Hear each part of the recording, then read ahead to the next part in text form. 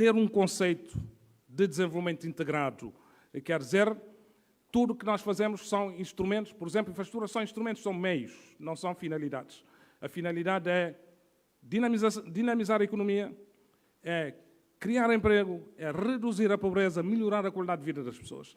E essa é a perspectiva que nós queremos num horizonte também de médio e longo prazo. Por isso é que esta plataforma está muito conectada com uma abordagem global.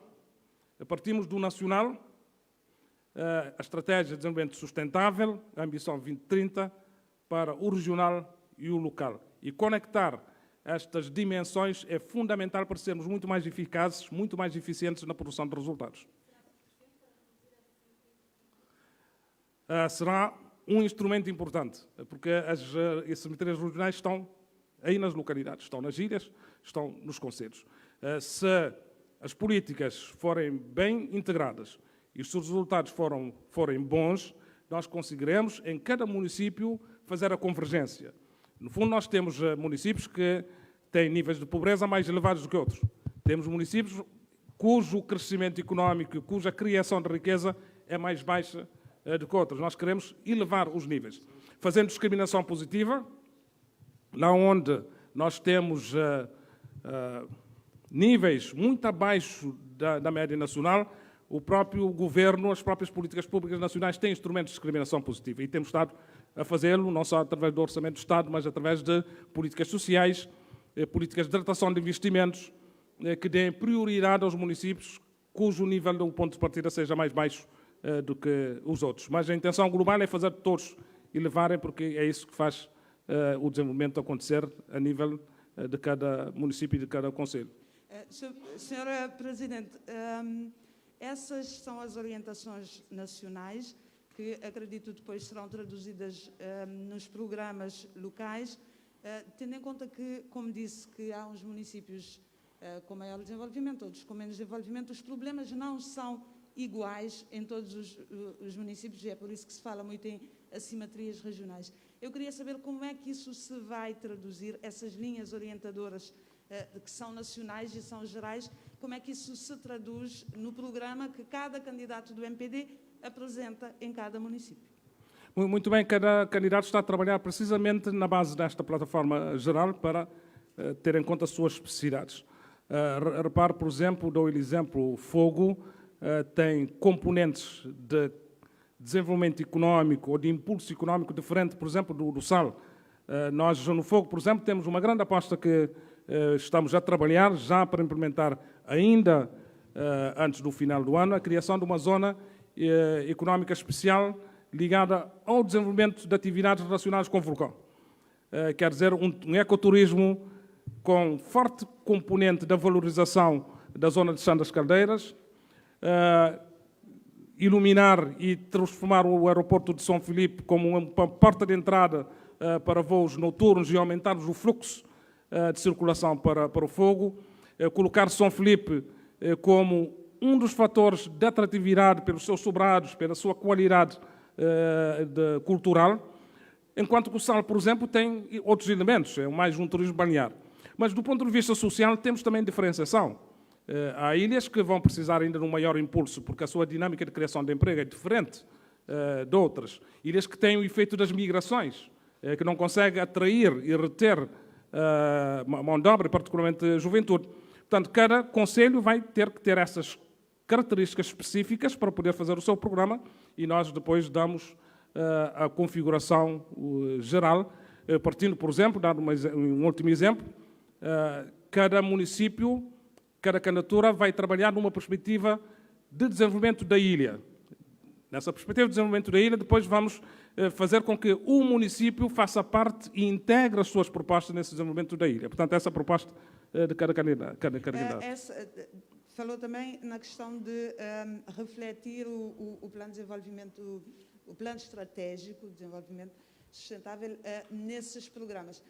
A ideia que dá é que essas propostas seriam um prolongamento daquilo que é o seu plano de governação enquanto Primeiro-Ministro, refletido nos municípios. Como é que isso se casa com a autonomia que se quer para o poder local?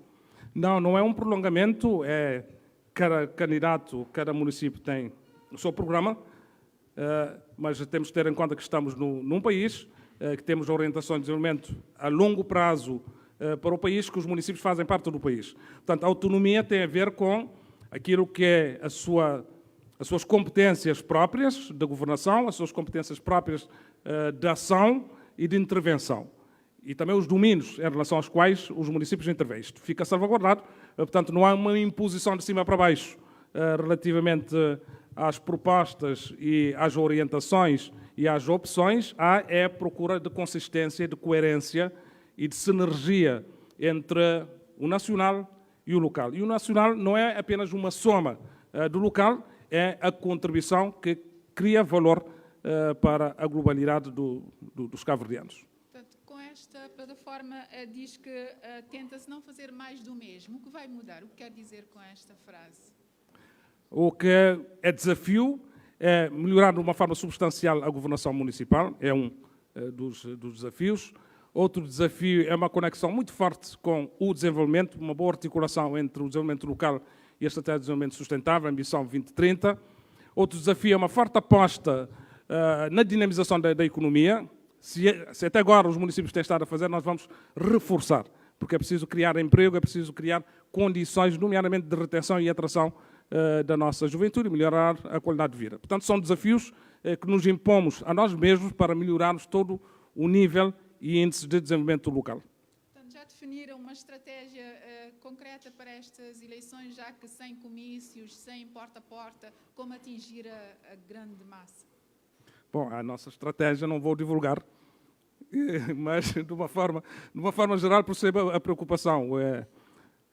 E é uma preocupação, creio que, de todos os candidatos, de todos os municípios, é como chegar ao eleitor sem ajuntamentos.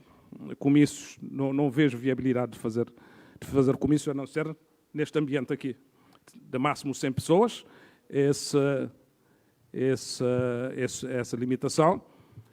Não vejo essas portas que se costumam fazer com abraços e com beijinhos e com apertos de mão, pode-se fazer, mas com o devido distanciamento. É preciso ter em conta que a Comissão Nacional de Eleições, em articulação com a Direção Nacional de Saúde, vai dar orientações para que essas questões da proteção sanitária sejam tidas em conta e sejam consideradas por todos. Obrigado. Só uma questão. Uma última questão, porque nós estamos... breve mesmo. Bom, o MPD governa em 18 câmaras, manter as 18 não é fácil, sobretudo neste cenário de coronavírus. Há candidaturas adversárias de outros partidos e outros, mesmo independentes. Qual é a estratégia para enfrentar essas candidaturas? Sobretudo dos independentes. Primeiro, como avalia o fenómeno, se é uma mais-valia para a democracia, e qual é a estratégia? Bom, a estratégia não vai nos dizer, claro, de certeza. Mas como é que vê essas candidaturas adversárias? As independentes e as dos partidos estabelecidos? Para nós, candidaturas dependentes ou independentes são nossos adversários. Portanto, não são candidaturas do MPD. O MPD candidata-se com o seu símbolo, com os seus candidatos, e os outros são adversários para vencer. E temos a nossa estratégia própria, que eu não vou explicitar, obviamente.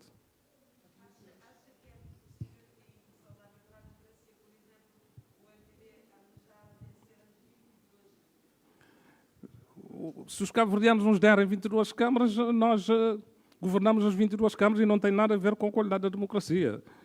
A democracia funciona e tem estado a funcionar bem com as 18 câmaras, pode funcionar com 22 câmaras, mas, como eu disse, tudo depende daquilo que os cabo-verdianos vão e os municípios vão fazendo avaliação. Como eu disse, uma avaliação e decisão. Em Santa Catarina, uma avaliação, uma decisão. Em Tarrafal, uma avaliação, uma decisão. Em São Vicente, em Ribeira Grande de Santiago, em Ribeira Grande de Santo Antão e assim por diante. Portanto, cada caso é um caso, depois a soma faz-se no final. Obrigado.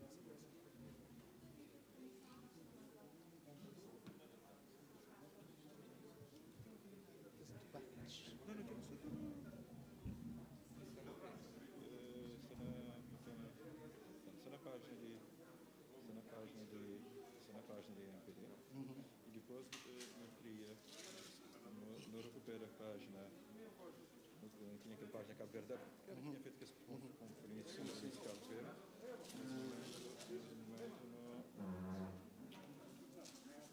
já não ativa a página Academia MPD, que aqui no Prata passa depois as informações relativas à atividade da Academia MPD.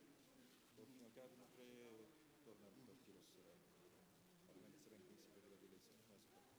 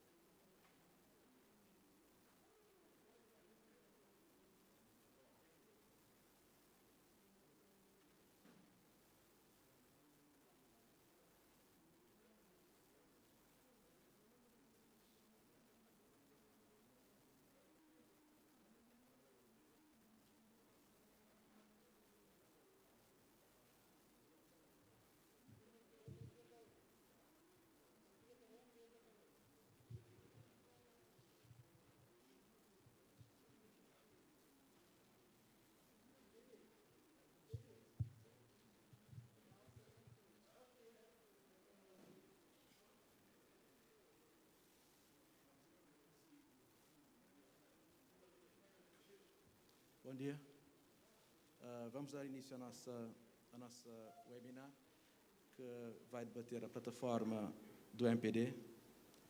A Academia do MPD dá boas-vindas a todos os que estão online e iniciamos com um especial agradecimento aos nossos oradores pela vossa disponibilidade, uma disponibilidade que, certeza, vai qualificar as nossas sessões, particularmente o Dr. Rui Moreira, Presidente de Câmara do Porto, e o Dr. Mário Silva. O objetivo dessa webinar é colocar ao debate público a plataforma autárquica do MPD para o ciclo 2020-2024 e, como não poderia deixar de ser, recolher também subsídios da sociedade. Para isso, convidamos experimentados e qualificados oradores para nos ajudarem nessa empreitada. Neste momento, passo a palavra à nossa moderadora, doutora Celeste Fonseca, deputada do MPD, que está em São Vicente, para dar início à nossa sessão.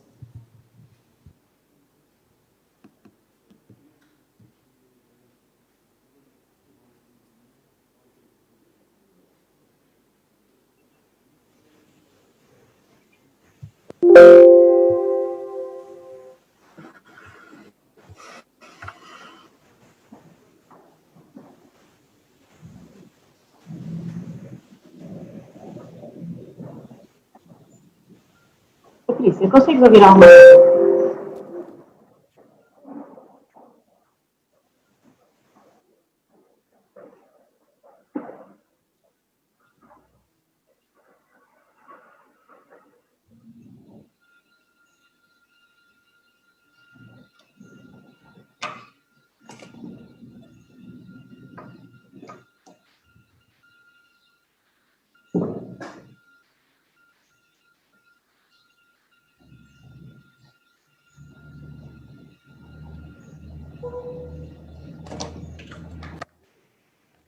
Muito bom dia a todos. Em primeiro lugar, queria expressar o meu prazer em estar aqui agora, neste evento, para o qual fui convidada pela Academia MPD, que, em parceria com a Comissão Nacional das Autárquicas, está a realizar esta webinar de uma série de debates online, Webinar Series, sobre a plataforma autárquica do MPD. Relembramos que as próximas eleições autárquicas realizam-se no próximo 25 de outubro. O objetivo da Webinar Series é partilhar a visão do partido para o poder local e, por outro lado, absorver a perspectiva da sociedade. Ao longo da Webinar Series, muitos temas serão abordados, desde a governança municipal, que é o tema da conversa debate de hoje, municípios e desenvolvimento sustentável, dinamização da economia das ilhas, entre outros. Nossos cumprimentos e apreço a todos os que nos seguem neste momento. Antes de prosseguir, gostaria de me apresentar. Sou Celeste Fonseca e serei a moderadora deste debate, com muito prazer e com os meus agradecimentos pelo convite. Sou deputada da Nação desde 2016. Já também fui eleita municipal e presidente da Assembleia Municipal de São Vicente. Tenho formação superior em estudos cabo-verdianos e portugueses e fiz uma carreira enquanto docente da disciplina de língua portuguesa no ensino liceal secundário. Mais uma vez, agradeço à Academia MPD e à Comissão Nacional das Autárquicas a confiança e a oportunidade de moderar este debate. Hoje vamos conversar sobre a governança municipal, ou a governação municipal, como quiserem. Para tal, temos dois convidados. Um do Porto, em Portugal, o Dr. Rui Moreira, Presidente da Câmara Municipal do Porto, e um de Cabo Verde, o Dr. Mário Silva, subejamente conhecido de todos por quanto figura pública. Ora, quem são os nossos palestrantes de hoje. Portanto, se me permitem, vou passar a apresentar alguns aspectos relevantes, os mais relevantes do currículo dos dois. Primeiro, apresento o nosso convidado do Porto, Dr. Rui Moreira, presidente da Câmara Municipal do Porto, em Portugal. E depois passarei a apresentar o currículo do Dr. Mário Silva. O Dr. Rui Moreira, como eu já disse, é presidente da Câmara Municipal do Porto, em Portugal, realço em Portugal porque temos um Porto em Cabo Verde. Ele é presidente da Câmara Municipal de Portugal desde 2013. Ele foi, e destaco, o primeiro independente eleito numa grande cidade europeia, o Porto, apoiado por um movimento de cidadãos de todo o espectro político. Foi reeleito em 2017 para novo mandato de 4 anos. Até à sua eleição, foi um empresário de sucesso, um investidor em diferentes setores, como transporte, em agroindústria e finanças. Independente, mas em Portugal é considerado um líder da opinião e uma voz influente nas mais diversas áreas. Igualmente, devo destacar que o Dr. Rui Moreira é autor de diversos livros sobre assuntos económicos, políticos e contemporâneos. Portanto, é isso que me parece pertinente dizer-se neste momento. É importante também realçar que é um independente, mas com voz, uma voz de peso dentro da política portuguesa. De seguida, destacaria alguns aspectos do currículo do Dr. Mário Silva. Dr. Mário Silva é mestre em Direito, professor graduado no Instituto Superior de Ciências Jurídicas e Sociais, é presidente da Fundação Direito e Justiça, administrador da Livraria Pedro Cardoso, advogado e consultor jurídico e diretor da revista Leitura. Foi juiz de Direito, secretário de Estado da Administração Interna, ministro da Administração e ministro da Presidência e do Conselho de Ministros. Foi líder parlamentar do Movimento para a Democracia, deputado, membro da Comissão Permanente, da Comissão Política Nacional e de outros órgãos do partido. Ambos esses oradores, cujo currículo eu acabei de apresentar, irão discutir, como já se disse, sobre a governança municipal, nesse contexto que nós atravessamos, portanto, um contexto difícil que nós atravessamos neste momento. Portanto, a apresentação de ambos os oradores já tem, nós todos que estamos a seguir o evento já acabamos de assistir à apresentação do presidente do partido, e agora vamos ter o prazer de ouvir esses dois oradores de peso nesta nossa primeira webinar. Com certeza que será uma conversa muito interesse, enquanto são dois oradores com muita experiência nas lides políticas e não só, e, portanto, iremos seguir com muito interesse a intervenção de ambos. Quanto às regras do jogo, devo dizer que o nosso evento terá duração de 1 hora. Primeiro passarei a palavra ao Dr. Rui Moreira, presidente da Câmara Municipal do Porto, em Portugal, e logo de seguida será a vez do Dr. Mário Silva.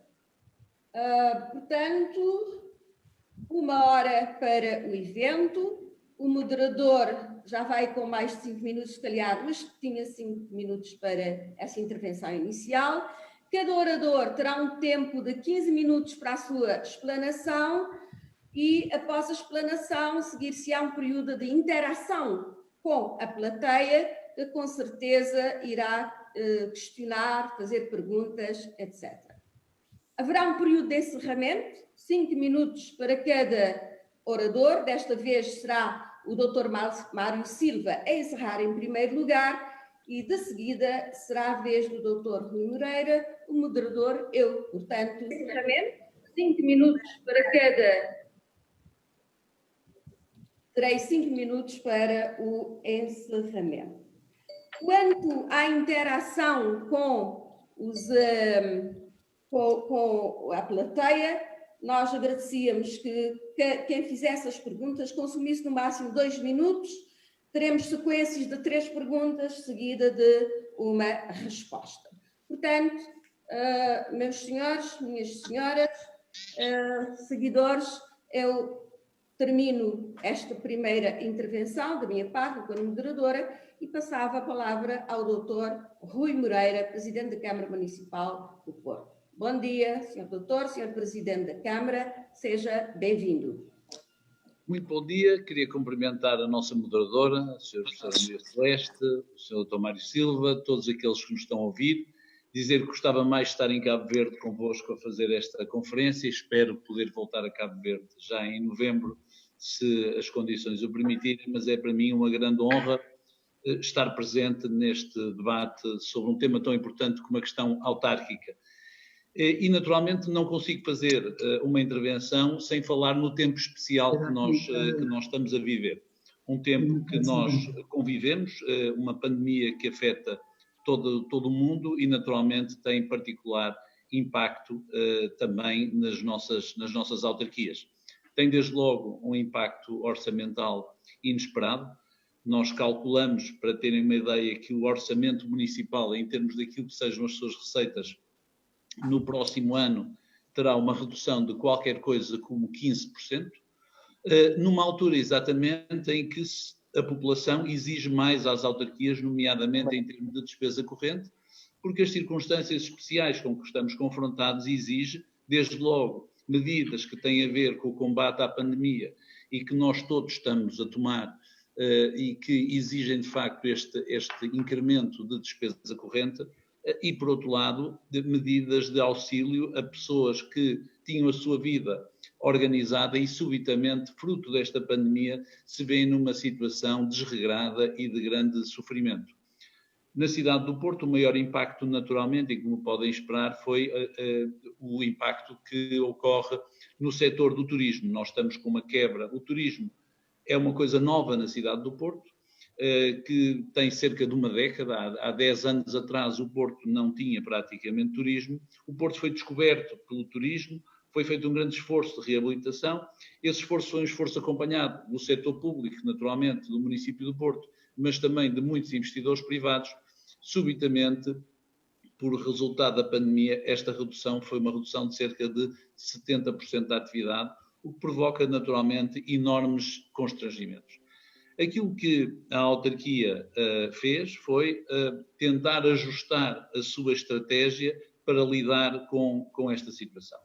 A primeira questão que se nos colocou já em março foi como é que, num universo autárquico em que temos cerca de 3.200 trabalhadores, conseguiríamos cumprir com aquilo que é exigível pelos cidadãos, porque os cidadãos estão habituados a ter a autarquia a funcionar, ao mesmo tempo salvaguardando a integridade física dos nossos trabalhadores, e tomamos então decisões muito difíceis. A decisão de confinamento foi uma decisão em que nós fizemos uma escolha, percebemos quem eram os trabalhadores que tinham que estar na linha da frente e teriam que continuar, de alguma maneira, a ter a sua ação presencial. Estamos a falar, naturalmente, na Proteção Civil, nos bombeiros, na Polícia Municipal e também numa área muito importante, a recolha do lixo e a limpeza das ruas, que as pessoas, naturalmente, exigiam. E tentamos, com todos os outros trabalhadores, que eles permanecessem em suas casas, fornecendo equipamento informático, a partir daí podermos atuar. Eu julgo que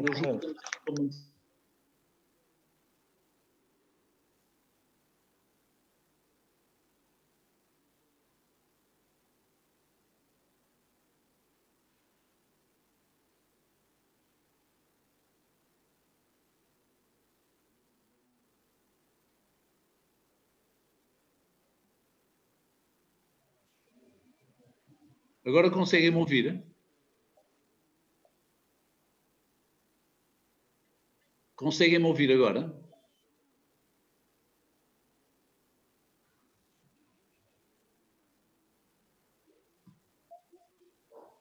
Eu consigo. Conseguem-me ouvir? Então, é que alguém me tinha desativado o microfone. Bom, portanto, foi perante esta situação que nós nos vimos confrontados. A necessidade foi de perceber muito rapidamente como organizar o trabalho a partir de casa e conseguimos, de facto, manter a situação estável. Em termos da recolha do lixo, em termos da distribuição a pessoas carenciadas de alimentos, muitas delas estamos a falar em população envelhecida e idosa que estava em sua casa, e depois no apoio que nós fizemos aos lares. Estamos a falar de olhar com particular atenção à população mais idosa, porque, como sabem, esta pandemia é particularmente grave e particularmente mortífera para a população. A verdade é que, a partir do final de abril, a situação começou a melhorar paulatinamente, conseguiu-se fazer o desconfinamento da cidade e a cidade voltou a funcionar. Voltaram-se a abrir as lojas de alimentação estiveram sempre abertas, mas as outras lojas estiveram fechadas. Voltou-se a ativar o transporte público, reforçando a componente do transporte público em condições de segurança, fornecendo máscaras a tudo que é os trabalhadores municipais que estavam a desempenhar as suas funções e, portanto, conseguimos, de alguma maneira, estancar aquilo que parecia ser uma situação de grande gravidade. A verdade é que depois de um verão em que as coisas correram relativamente bem, estamos neste momento de novo confrontados com um aumento no número de casos e, portanto, nós estamos à espera de, dentro de 2 ou 3 dias, tomar nota daquilo que serão as medidas que o Governo da Nação irá ter que reforçar no sentido de proteger os seus cidadãos. Relativamente à governança da Câmara, quais são os nossos grandes objetivos? O aspecto mais importante do município do Porto e que contrasta com aquilo que são os outros municípios portugueses é a habitação social camarária. Em Portugal, cerca de 2% da população vive em habitação pública, são inquilinos públicos. Na cidade do Porto falamos em 13%. Estamos, portanto, confrontados com uma situação em que temos um parque habitacional muito grande, cerca de 15 mil habitações, que são propriedade do município. E é nessas habitações que temos feito o grande investimento, porque consideramos que a habitação é, aliás, como também em Cabo Verde, e temos vindo a colaborar também com o Governo de Cabo Verde, um dos aspectos fundamentais. A dignidade da habitação a um preço comportável para os cidadãos é o nosso grande desafio, é aquilo que nós mais potenciamos e temos vindo aí a fazer ao longo dos últimos anos, isto já o meu antecessor vinha fazendo, um enorme investimento, o que naturalmente exige recursos municipais e consome uma parte significativa do nosso orçamento municipal. Uma outra estratégia muito importante é naturalmente a questão ambiental e a questão dos transportes públicos, porque o transporte público e o ambiente estão ligados. Para quem conhece o Porto, nós vivemos numa cidade que tem cerca de 250 mil habitantes, mas que durante o dia se vê invadida, no bom sentido da palavra, por cerca de outros tantos cidadãos que vivem na periferia da cidade e que vêm trabalhar ao Porto, vêm fazer as suas compras ao Porto, vêm às escolas no Porto e depois ao fim da tarde vão para casa. Isso provoca uma enorme sobrecarga nas infraestruturas da cidade e provoca problemas de poluição, provoca problemas ambientais e temos vindo, de facto, a trabalhar no sentido de melhorar as condições de acessibilidade. Por um lado, através da metro, nós temos um sistema de metro que está a funcionar e está neste momento numa fase de crescimento da sua rede. Por outro lado, através dos transportes públicos, dos chamados autocarros. Os autocarros na cidade do Porto eram de uma empresa do Estado, chamada Serviço de Transportes Coletivos do Porto, e aquilo que nós fizemos foi, em conjunto com os outros municípios, desenvolvemos um modelo que nos vai permitir, a partir do fim do ano, sermos nós os proprietários desses autocarros, garantindo então à população que, a um preço competitivo, cerca de €1 por dia, podem circular, seja de autocarro, seja de metro, e de maneira a reduzir a enorme pressão dos automóveis que afoga a cidade. As nossas cidades são hoje afogadas pelos automóveis que querem utilizar o espaço público. Esta libertação do espaço público, retirando, portanto, a carga dos automóveis, permite, de facto, que as cidades voltem a ser um pouco o que eram as cidades da nossa infância, em que nós, apesar de já então haver alguns automóveis, tínhamos passeios, tínhamos jardins, tínhamos plantas, tínhamos árvores e, portanto, a nossa ideia é de transformar a cidade numa cidade mais ecossustentável, mais virada para o habitante, em que se perceba que não queremos proibir o uso do automóvel, mas em que oferecemos uma alternativa. Essa alternativa pode ser ciclovias, as pessoas podem andar de bicicleta, o pedonal, as pessoas podem andar a pé, como aliás andam em Cabo Verde, onde se vê muita população que, apesar de tudo, faz a sua circulação pedonal, e ao mesmo tempo tentar, para que isto seja possível, construir uma base de distribuição mais homogénea. Aquilo que aconteceu em Portugal nos últimos anos foi que as cidades foram cercadas de supermercados e de centros comerciais. E aquilo que era o antigo comércio que havia dentro da cidade foi, aos pouco e pouco, desaparecendo. Nós acreditamos que a cidade do futuro, a cidade ecológica e a cidade ambiental, deve permitir que as pessoas possam ter lojas de proximidade e estamos a trabalhar em mercados de abastecimento de proximidade, estamos a tentar sustentar aquilo que são os antigos comerciantes para que todos nós possamos fazer, no fundo, é um pouco o regresso ao passado, é nós podermos, dentro de um percurso pedonal, a pé, podermos ir buscar o pão, poder ir buscar os legumes, poder comprar peixe, ou seja, reduzir o mais possível a necessidade imperiosa da utilização de longos trajetos e longa distância. Um outro aspecto fundamental é a questão da educação. Nós temos vindo a fazer um enorme investimento nas nossas escolas. Tínhamos imensos problemas nas nossas escolas que resultavam de edifícios que estavam em muito mau estado. Temos vindo a substituir as suas coberturas, substituir o amianto. Temos vindo a investir também nas atividades das crianças depois do período escolar.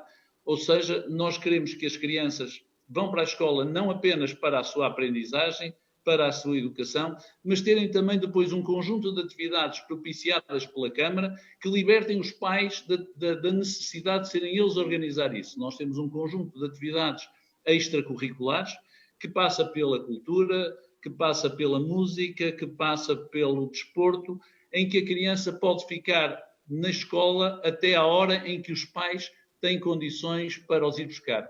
Até porque, tal como também acontece em Cabo Verde, há uma grande alteração nas famílias. Quando eu era criança, nós éramos 8 irmãos, eu tinha avós que tratavam de nós quando nós saímos da escola, que olhavam por nós. Hoje as situações são diferentes. A família, hoje há muitas famílias monoparentais, infelizmente os avós ou já não estão disponíveis ou vivem mais longe, e, portanto, a escola tem que ter este novo desempenho. A escola tem que ser um espaço também de liberdade, de aprendizagem cívica, de criação de novos interesses, em que a criança não apenas aprende, mas também se socializa e desenvolve, através desta vivência, as suas outras necessidades. Finalmente, queria deixar uma nota relativamente àquilo que tem sido o tratamento de resíduos e o tratamento de lixo. Nós conseguimos hoje, através de uma empresa intermunicipal que temos com os outros municípios vizinhos da cidade do Porto, já não colocar nada em aterro. Nós fazemos recolha seletiva. Em minha casa, por exemplo, há caixotes do lixo, um para papel, o outro para vidro, o outro para resíduos orgânicos. Tudo isso depois é recolhido de acordo com um ciclo pré-determinado. Em cada dia da semana é feita uma recolha de um determinado tipo de lixo e esse lixo depois é reprocessado e isso é um esforço grande. Nós neste momento temos taxas próximas dos 30%, o que tem 3 vantagens. Em primeiro lugar, tem uma vantagem ambiental, porque naturalmente reduz o impacto do lixo e por outro lado tem um impacto económico importante, porque através desses resíduos nós reprocessamos o papel, reprocessamos o vidro, os produtos orgânicos, que são muito facilmente reutilizáveis e conseguimos assim ter uma economia circular mais interessante. E pronto, de momento, nesta minha primeira intervenção, julgo que estou próximo de esgotar o meu tempo, Fico à espera das perguntas e muito curioso em ouvir o Dr. Mário Silva.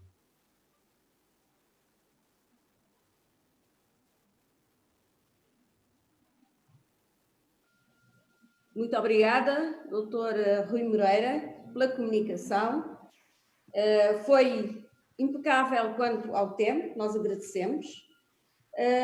Da sua comunicação, nós retivemos aspectos importantes que referenciou.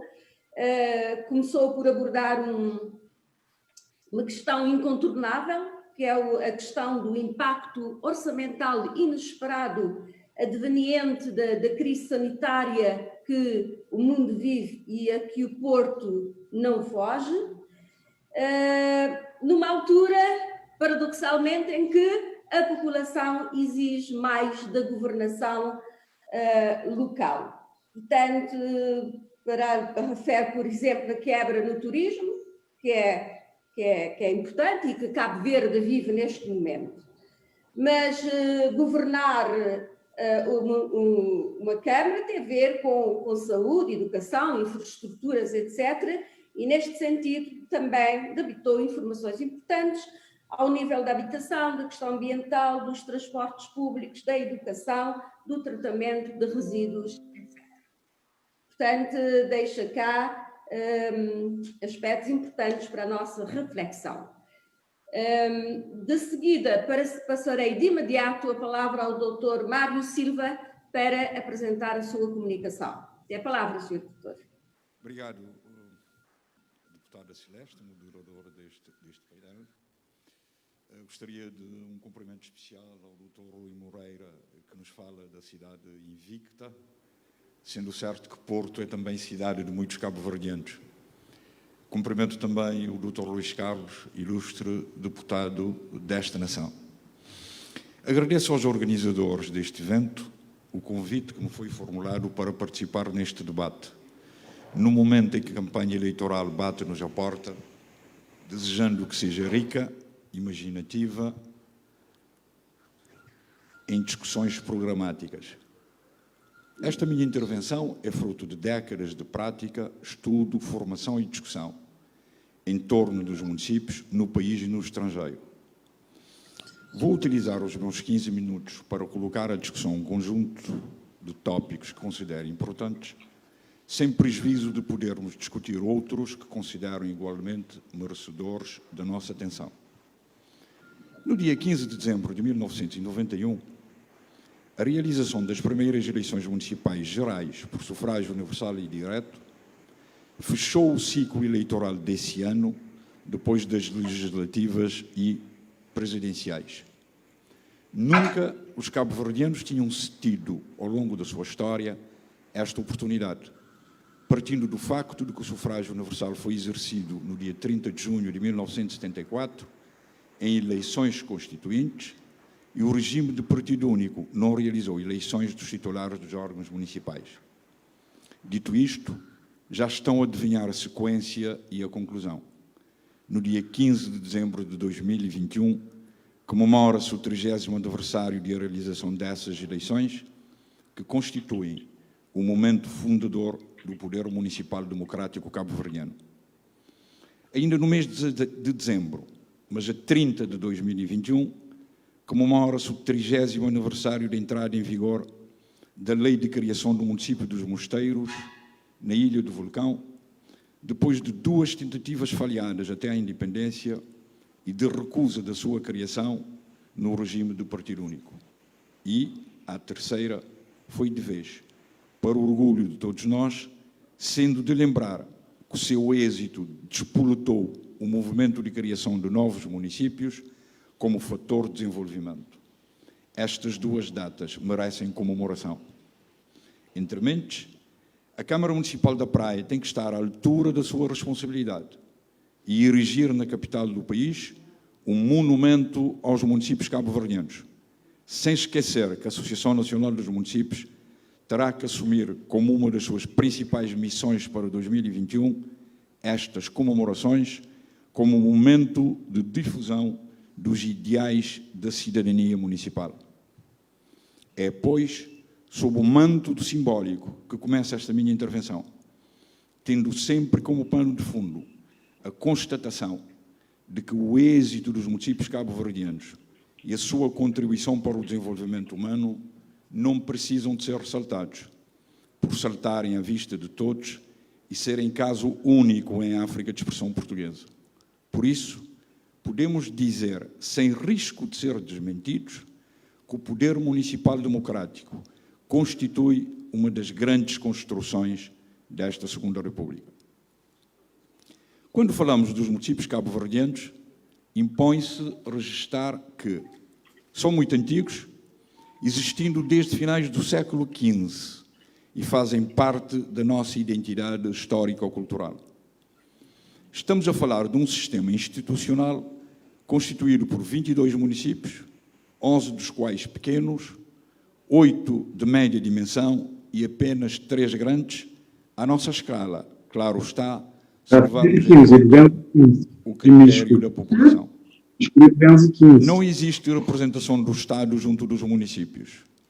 O município é a única autarquia local que existe, de onde falar do poder local, o poder autárquico, o poder municipal, significa a mesma realidade fática. Se não levarmos em conta estas características identitárias dos municípios cabo-verdianos, os resultados analíticos podem não ser os mais corretos e o rigor fica de lado. No entanto, há que acabar com algumas hesitações que são muito prejudiciais. Vejamos duas situações. Se o Estatuto dos Municípios Cabo-Verdianos conferiram ao Presidente da Câmara o poder de coordenar os serviços desconcentrados do Estado, junto dos municípios, a fugaz existência do Governador Civil retirou-lhe essa coordenação, mas o seu desaparecimento em 2001 deixou um vazio que persiste com nefastas consequências. E agora, para onde vamos? Mais do que se pretendia, muito do que se pretendia com a regionalização, pode ser conseguido com um amplo e ambicioso programa de transferência de novas atribuições para os municípios. Sendo certo que há anos que defendo uma nova vaga de descentralização e de desconcentração muito mais robusta do que aquela que ocorreu nos anos 90, por duas razões. Em primeiro lugar, porque deve abranger setores novos como o ensino superior, as tecnologias de informação e comunicação.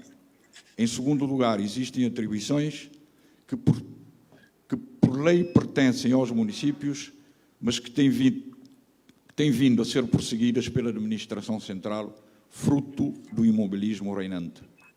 Está assim claro que o modelo que defendo assenta inequivocamente no município como única instituição autárquica, à semelhança do que acontece com Estados pequenos como o Luxemburgo, a que acrescento uma fundamentação histórica que enraizou culturalmente os municípios, sempre presentes em todas as lutas políticas e sociais desde o século XV. Quando foram instituídos 3 órgãos municipais eleitos por sufrágio universal e direto, Assembleia Municipal, Câmara Municipal e Presidente da Câmara, optou-se por uma legitimidade forte e potencialmente estável. Assim, ficou determinado que os membros da Assembleia Municipal são eleitos por sufrágio universal e direto, de acordo com o princípio da representação proporcional, método de Ondet. Por seu turno, o primeiro da lista mais votada para a Câmara é eleito Presidente da Câmara Municipal. Já no caso da Câmara Municipal, se uma lista tiver a maioria absoluta, leva a totalidade dos mandatos. Se não tiver, aplica-se o método de Ondet. Este sistema eleitoral municipal tem garantido justiça na representação, estabilidade e eficácia governativa. 3 aspectos considerados no panorama internacional essenciais para uma avaliação positiva dos sistemas eleitorais. Ora, se todos fazem uma avaliação positiva da situação, nos seus aspectos essenciais, a pergunta que se coloca é porquê que alguns querem substituir o sistema eleitoral municipal com os riscos inerentes. Repito, defendo o atual sistema pelas 3 razões apontadas: justiça na representação, estabilidade política municipal e eficácia governativa camarária. Mais a seguinte: todos têm um conhecimento completo do sistema, utilizam-no com mestria nas suas componentes fundamentais, sabem o que esperam dele e não tem havido surpresas nem sobressaltos políticos ou sociais depois de cada eleição. Na verdade, Cabo Verde já realizou 7 eleições municipais gerais, com uma periodicidade absolutamente religiosa, de 4 em 4 anos, e uma eleição intercalar, tendo havido quase sempre maiorias absolutas, e nas poucas vezes em que isso não aconteceu, os eleitos têm gerido a situação com notável sabedoria. Curiosa e ironicamente, uma ou outra perturbação surgida decorre da desprofissionalização de um ou outro vereador, quase sempre no quadro da maioria absoluta. A tudo isto acresce um dado da experiência internacional. Não se muda um sistema eleitoral por gosto ou capricho, mas sim no quadro de uma crise institucional ou para evitar uma crise.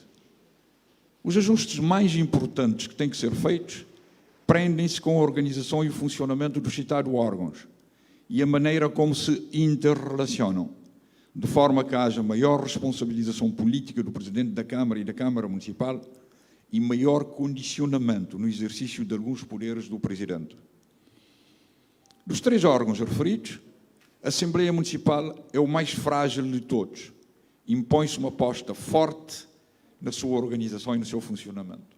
Se, por lei, deve funcionar ordinariamente 4 vezes por ano, a verdade é que isso não vem acontecendo.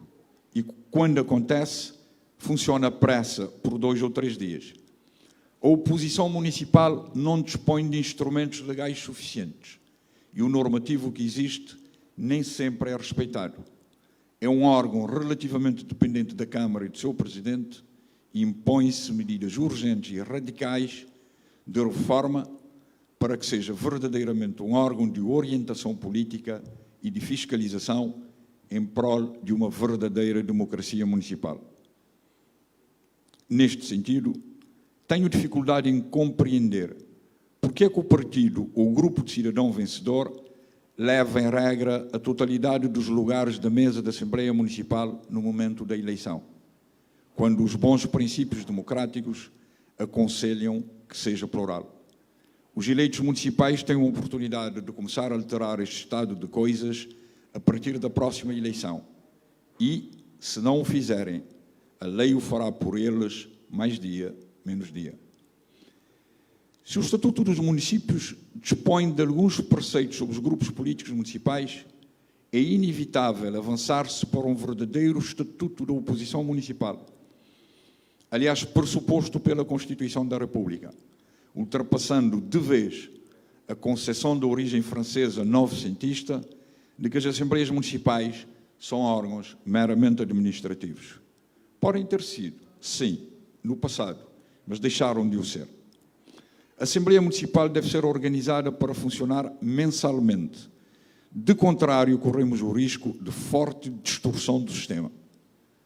Quase 30 anos de poder municipal democrático, não é compreensível que a maioria das Assembleias Municipais, sim, a maioria, conheço todas, de Santo Antão a Brava, não tenha instalações condignas. A Assembleia Municipal é o calcanhar daqueles da governança municipal. Devemos olhar para o futuro, e o futuro espera de nós que, numa primeira fase, haja uma reforma radical na organização e funcionamento da Assembleia Municipal e, numa segunda, caminhemos para a existência de um verdadeiro Parlamento Municipal, mesmo que esta opção implique ajustes constitucionais. Referi no início desta minha comunicação que a governança municipal cabo-verdiana tem que ter presente as características dos nossos municípios e, aqui chegados, impõe-se mais uma precisão. 12 dos 11 municípios pequenos, 5 foram criados e instalados a partir de 2005, num processo histórico único em 500 anos. Como não há bela sem senão, as dificuldades aumentaram e foram instalados com problemas a ponto de 2 deles estarem endividados por culpa do Estado que não cumpriu o programa de instalação. Um registro apenas. Foram obrigados a recorrer ao financiamento bancário para construir os espaços do Conselho, tradicionalmente da responsabilidade do Estado. Basta verem o caso de Mosteiros, São Domingos e São Miguel, em que o Estado construiu de raiz excelentes instalações municipais, com luta política constante de dezenas e dezenas de pessoas, hoje alegremente esquecidas, designadamente as que os instalaram. Não é dignificante que Ribeira Grande de Santiago, São Lourenço dos Órgãos e Tarrafal de São Nicolau estejam instalados da forma como se encontram. Os espaços do Conselho, desde tempos de antanho, constituem um dos símbolos do poder municipal. Há medidas que podem ser adotadas pelo Governo já no próximo Orçamento do Estado, apesar da situação financeira do país causada pela pandemia. Outras requerem um novo Estatuto dos Municípios cabo-verdianos. A este propósito, convém desfazer o equívoco de 2/3, sob pena deste Governo ficar bloqueado. Desculpem. O Estatuto pode ser aprovado por maioria absoluta dos deputados e esta é a regra geral. 2/3 são necessários para determinadas matérias e o equívoco que se vem cometendo consiste em inserir matéria eleitoral e de estatuto de titulares de cargos políticos no Estatuto dos Municípios. Esta opção, discutível, tem sido o caminho mais perto para o bloqueio. E o atual Estatuto de 1995 já está ultrapassado, salvo no que diz respeito ao Governo Municipal, mas sente necessidade de ajuste neste ponto.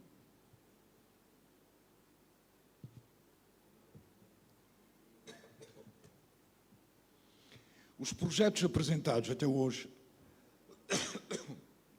peço desculpa mais uma vez, mas já estou no fim. Os projetos apresentados até hoje não satisfazem pelo seu conservadorismo e pouca ambição, não constituindo um progresso notável na afirmação dos municípios, pelo que ficaria preocupado se fossem aprovados. Enfim, para meu desgosto, tenho que terminar logo agora que começa a ser mais estimulante, mas não se pode ter tudo. Muito obrigado pela vossa atenção.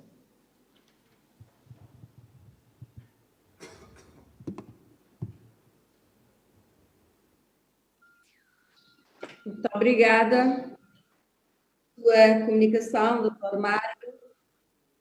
Também foi muito exigente com o tempo. Infelizmente, nós tivemos um problema com o som, não é?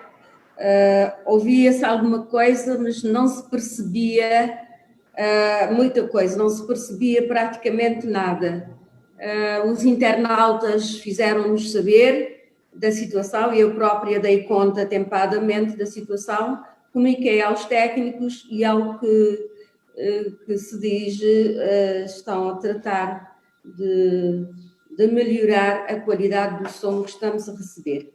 Infelizmente não poderei fazer os destaques da comunicação do Dr. Mário pela simples razão de não ter percebido muita coisa.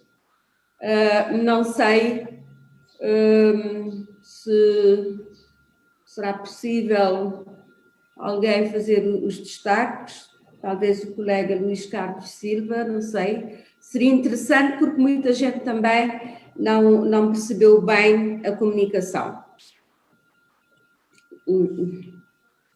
De qualquer forma, nós agradecemos essa sua participação e, tal como pré-determinado, nós passaríamos agora às perguntas, às questões, aos comentários dos nossos seguidores, internautas, inclusivamente, e agradecíamos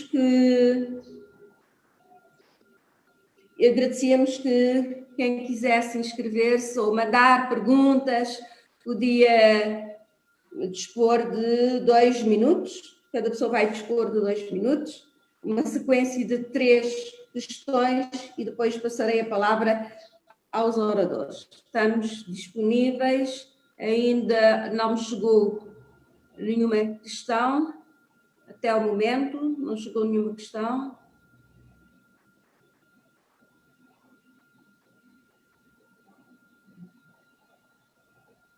Não. Pelo menos cá no chat do Zoom não chegou qualquer questão.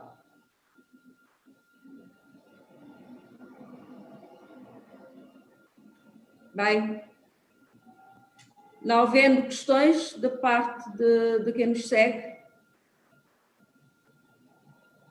então nós iríamos, o nosso tempo também já se está a esgotar rapidamente, então, se calhar nós íamos passar a palavra aos oradores, não é?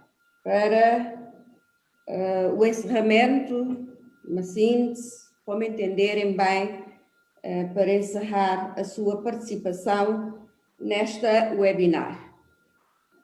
Não há perguntas. Eu passava então a palavra ao Dr. Mário Silva para fazer o seu encerramento. Tem 5 minutos, Sr. Doutor. Seguidamente, será a vez do Dr. Rui Moreira. Obrigada. Obrigado, Sra. Moderadora. Dr. Mário Silva.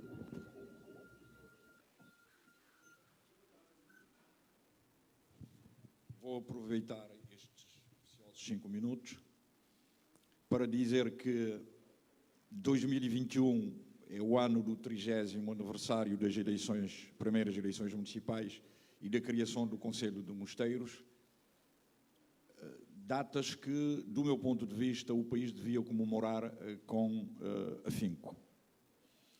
Devemos fazer uma aposta forte na reforma radical da Assembleia Municipal, que é o ponto fraco do sistema municipal cabo-verdiano. A República está em dívida com os 5 novos municípios. São municípios que foram criados pela primeira vez na história de Cabo Verde, foram criados simultaneamente 5 novos municípios e houve problemas de instalação a ponto de 3 deles não terem ainda passos do Conselho, o que não deixa de ser um ponto fraco, não só na perspectiva simbólica, mas de criação de boas condições de trabalho. Julgo que o Governo deve ser pessoa de bem e cumprir com a palavra dada. Devo ainda ressaltar que, uma vez que a regionalização foi congelada, há que avançar de forma forte, firme, decidida, no sentido de uma nova vaga de descentralização em Cabo Verde. Muita coisa que podia ser feita com a regionalização pode ser feito neste momento com os municípios. E nota-se, na verdade, um atraso grande no processo de descentralização e o Estado está cada vez mais centralizado para a preocupação de muita gente. Julgo que o sistema eleitoral municipal atual é um sistema consolidado, dispõe de todas as características positivas na avaliação internacional dos sistemas eleitorais e, por isso, não deve ser substituído. Há, sim, que fazer pequenos ajustes no que tange ao interrelacionamento entre os 3 órgãos, sendo certo que, repito, terá que haver algum condicionamento no exercício de alguns poderes do Presidente da Câmara. Julgo, para terminar, que os 2 projetos de estatutos que foram apresentados na Assembleia, do meu ponto de vista, são conservadores, são projetos que não trazem muita ambição, sem prejuízo de reconhecer que o Estatuto atual dos municípios cabo-verdianos está ultrapassado por ser de 1995 e o país precisa do novo Estatuto para os municípios. Devemos regressar à questão dos 2/3 necessários para a aprovação do Estatuto dos municípios, porque, em minha opinião, basta a maioria absoluta, desde que o Estatuto dos Municípios não tragam matéria que digam respeito às eleições, nem ao Estatuto dos Titulares de Cargos Políticos. Estas duas matérias, sim, é que exigem 2/3. Senhora moderadora, como já deve ter reparado, sou muito disciplinado no que diz respeito ao tempo. Termino os minutos que gentilmente me concedeu. Cumprimentando mais uma vez o Dr. Rui Moreira, esperando que proximamente ele esteja entre nós para conversarmos sobre estas e outras matérias que ele também domina. Muito obrigado.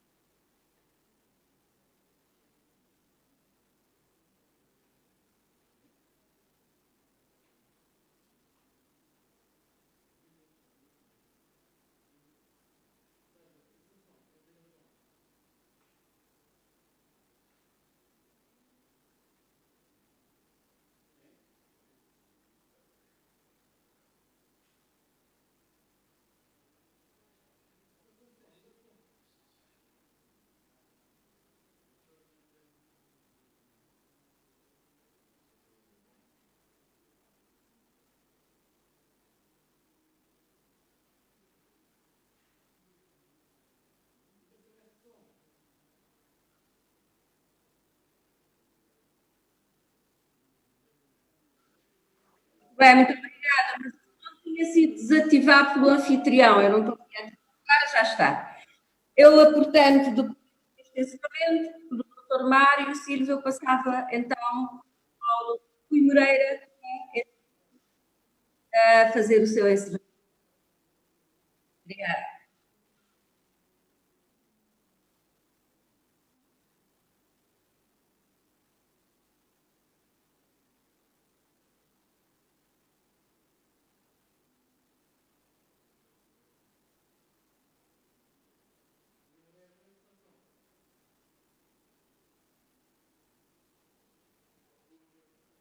Peço desculpa, é que foi o anfitrião que cortou o som, espero que agora me esteja a ouvir.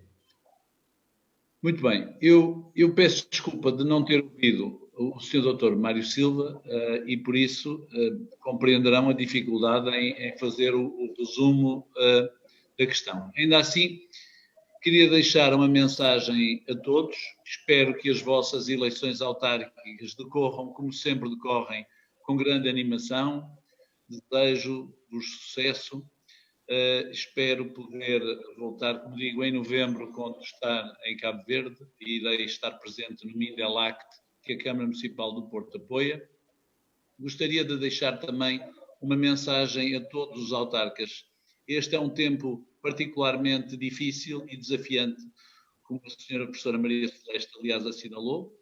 Nós teremos que fazer escolhas mais cuidadosas. As populações, neste momento, perante esta aflição que se vêem confrontados, irão ser mais exigentes e nós teremos menos recursos para lhes disponibilizar. Mas é exatamente nestes momentos que nós devemos apelar às nossas forças, à nossa coragem, apelar aos cidadãos para a participação cívica nas eleições, porque a democracia é sempre uma coisa frágil, que nós temos que tratar como se fosse uma criança frágil.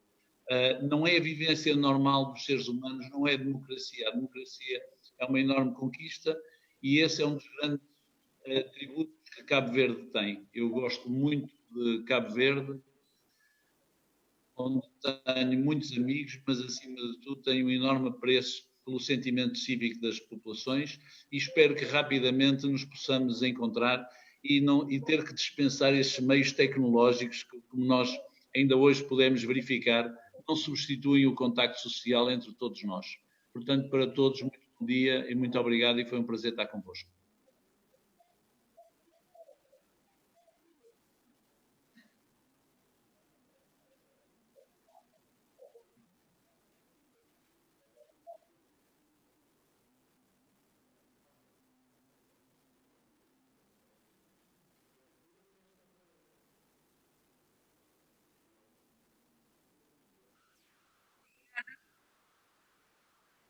Obrigada ao anfitrião por ativar o meu som. Nós resta-nos agradecer a participação do Dr. Moreira e do Dr. Mar Silva. Antes de terminar, queríamos cumprimentar a população do Porto com muita simpatia e agradecer, portanto, as condições que houve nesta webinar. Lamentar que a comunicação do Dr. Mar Silva tenha chegado em más condições de som, esperando que da próxima vez as coisas corram melhor.